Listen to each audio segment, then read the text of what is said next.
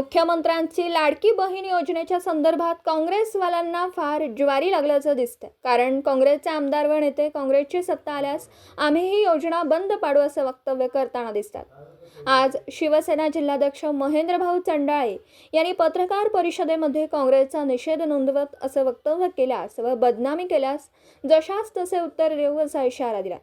या प्रसंगी महिला आघाडी सुनीताताई मोरे, सूरज कासलीकर, संदीप भाऊ व मोठ्या संख्येने शिवसेना कार्यकर्ते उपस्थित होते। पत्रकार राजेंद्र शिंदे, झी न्यूज मराठी। बोलायचं झालं तर फक्त बहिणीला म्हणून चालणार नाही, लाडकी त्याच्या आयुष्यातली भागवली पाहिजे थोडीफार कडकी। म्हणून माननीय मुख्यमंत्री महोदयांनी योजना आणली व विकासाची उघडली नवीन खिडकी, त्याच्यावर पण बोलायला लागली ही काँग्रेसची भ्रष्ट कारभारी खिडकी। परंतु आजची महाराष्ट्रातली झालेली वास्तविक परिस्थिती पाहता त्यांच्या छातीत भरल्या धडकी आणि ही योजना अविरत चालणार, थांबणार नाही, या विकासाची कायम उघडी राहणार खिडकी। योजना त्याचा मला लाभ झाला आणि आज मी माझ्या नवऱ्याला ते औषध आणू शकलो। खरोखर भावनिक मुद्दा होता। त्या ठिकाणी ताई पण उपस्थित होत्या।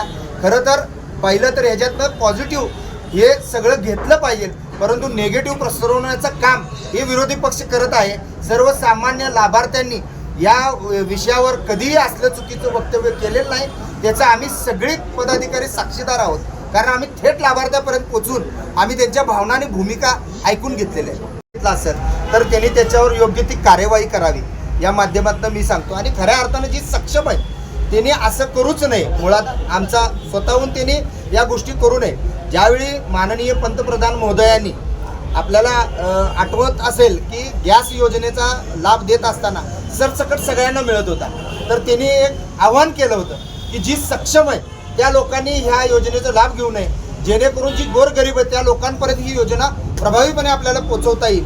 त्यामध्ये कोट्यवधी लोकांनी त्या योजनेतून बाहेर पडले आणि त्याचा फायदा असा झाला की ज्या लोकांना याचा थेट लाभ मिळत नव्हता आणि आपल्याकडे सिलेंडरचा जो कायम तुटवडा जाणवत होता तो थांबला आणि गोरगरिबाच्या घरात जिथं चुली होत्या तिथं गॅस पोहोचला।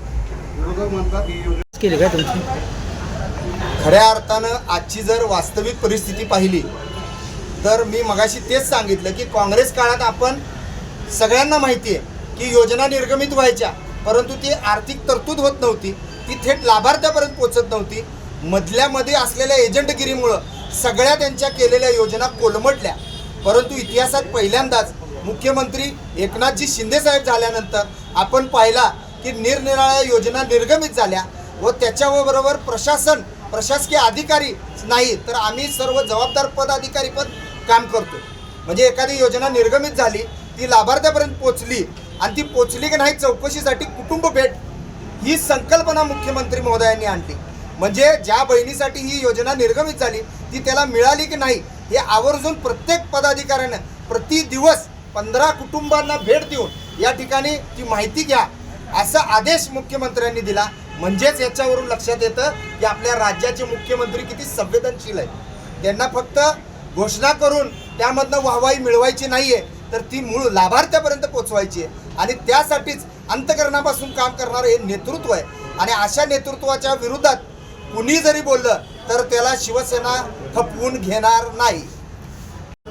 की राहुल गांधी असतील किंवा त्यांचे काँग्रेसचे बगलबच्चे असतील या सगळ्यांनी मिळून ठरवलं आहे की या योजनेचा गैर पसरवायचं आणि ही योजना कशी ही लोकांच्यापर्यंत बंद पाडण्यासाठी चाललेला त्यांचा खटाटोप आहे, हा त्वरित त्यांनी थांबवा। ही योजना बंद होणार नाही। महाराष्ट्राचे मुख्यमंत्र्यांनी सांगितले की ही योजना अविरत चालू राहणार आहे। महिलांना ही भावाची देणगी आहे, लाडकी बहिणीसाठी केलेली ही योजना आहे। गोरगरीब आणि अत्यंत गरीब कुटुंबातल्या महिलांना हा अत्यंत लाभ झालेला आहे। आपण सगळ्यांनी प्रेसनी जर चौकशी केली तर किंचित काही एखादा टक्का एखादी महिला म्हणजे घरची परिस्थिती चांगली असताना सुद्धा पैशाच्या ह्याच्यापोटी त्यांनी तो अर्ज भरलेला आहे।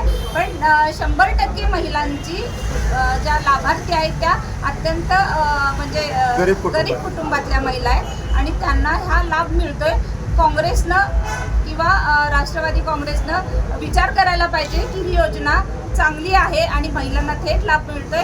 50% महिलांचं मतदान असल्यामुळं त्यांच्या पायाखालची वाळू घसरली आहे. त्यांना असं वाटायला लागले की आता महिलांनी जर पुन्हा यांना मतदान केलं तर हे सत्तेवर येतील, म्हणताना हा चुकीचा नरेटिव्ह पसरवायला लागले. बँकांमधून